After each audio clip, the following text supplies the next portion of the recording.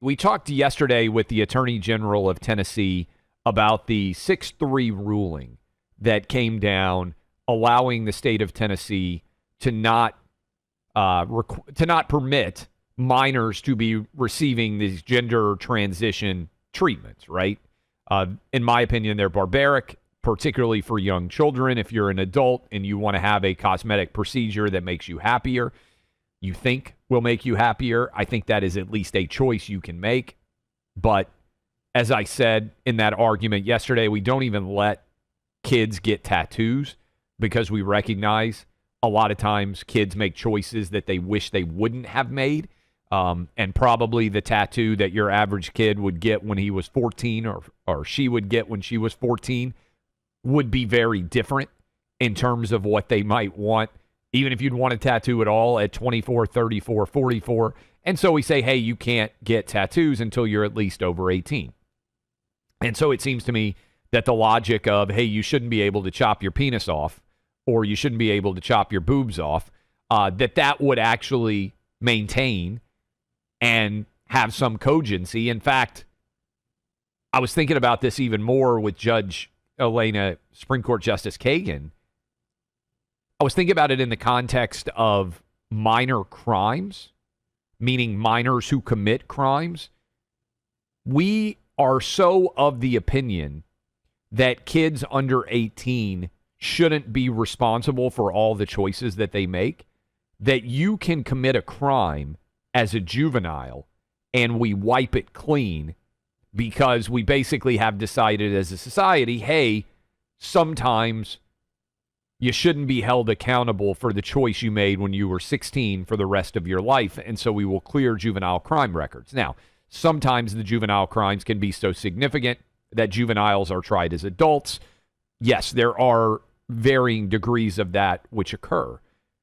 But if as a society we have decided 15 and 16-year-olds shouldn't even be held accountable sometimes, oftentimes, most times, for the crimes that they commit, and we will wipe them clean.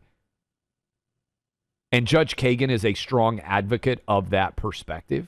How can she simultaneously argue that 15-year-olds should be able to irreversibly change their body and potentially sterilize themselves?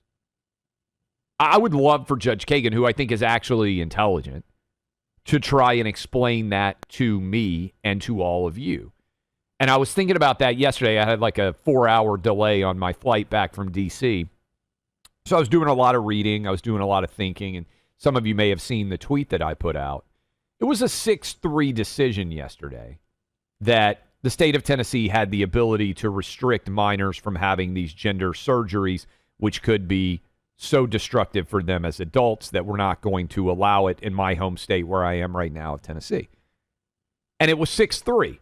And a lot of people were saying, how is this not 9-0? And it's not coincidental that the 3 liberals were in dissent on this case.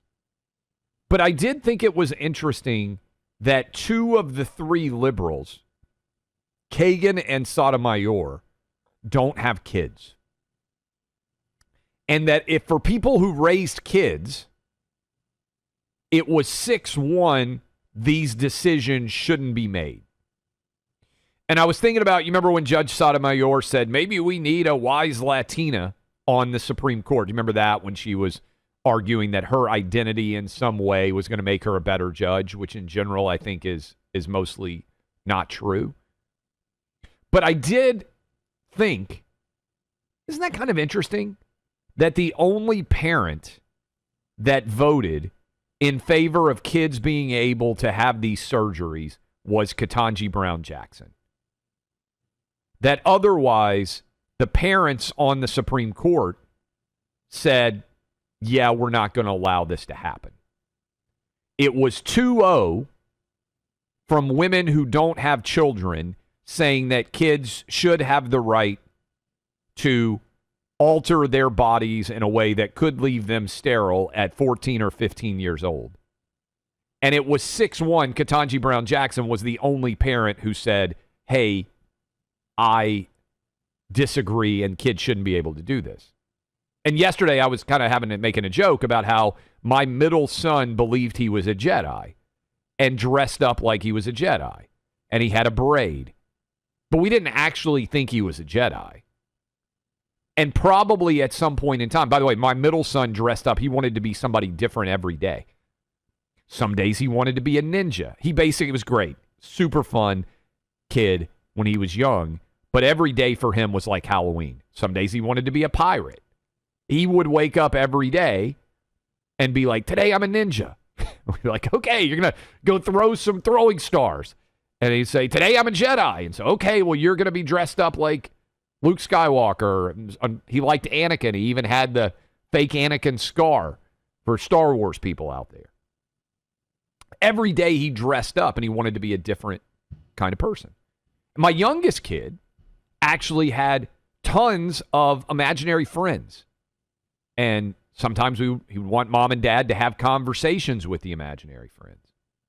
And maybe out there you've got kids who wanted to be dinosaurs or superheroes or whatever they were. Hey, Mom, I'm Batman. Hey, Mom, I'm Superman. Hey, Mom, I'm Tyrannosaurus Rex. Or maybe you got daughters and they dressed up and they said, hey, I'm a princess today.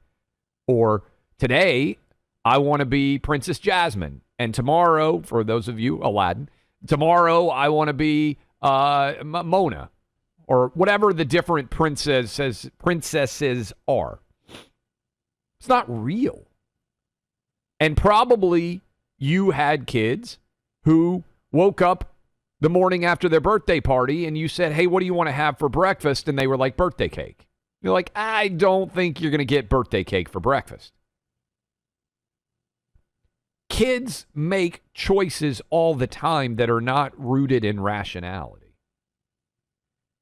And I think most parents, including those on the Supreme Court, understand that a huge part of being a parent is sometimes protecting kids from the choices that they would make when they were young because they aren't well developed enough mentally to understand the consequences of some of the choices that they're making.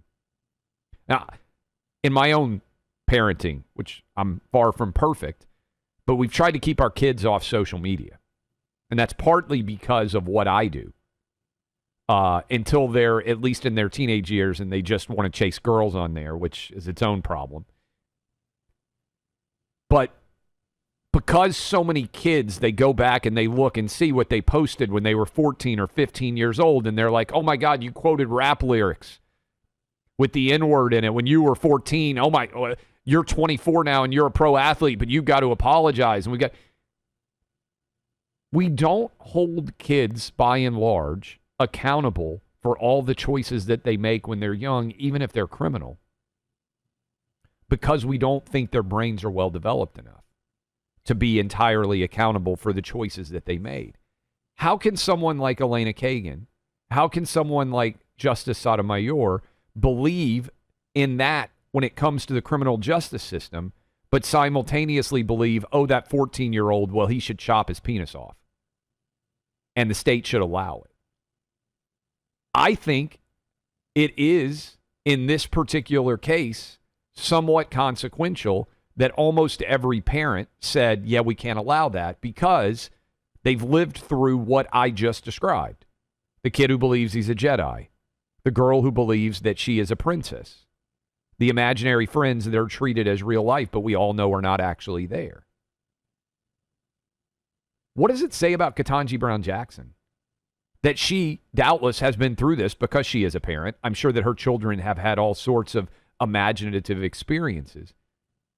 That she's so committed to the crazy gender cult that she would vote against a basic parental experience that all of us would acknowledge, which is young kids make bad choices and our goal as a parent should be to protect them from it, because she cares more about being in good standing politically with the crazy people in her party than she does with her responsibilities as a parent.